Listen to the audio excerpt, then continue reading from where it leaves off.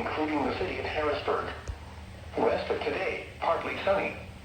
A slight chance of highs in the upper 50s, including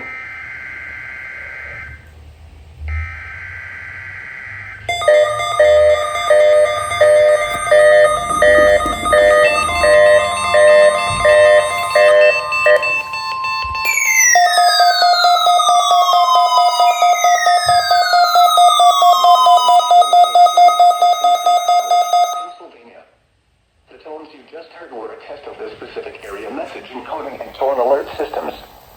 During dangerous weather events, no weather radio receivers can be activated by these systems. A message with information about a watch or warning would follow. Tests of these systems are normally conducted by the National Weather Service between 11 a.m. and noon each Wednesday. If there is a threat of severe weather, the test may be postponed until the next good weather day. Repeating, this was a test of the specific area message encoding and tone alert systems.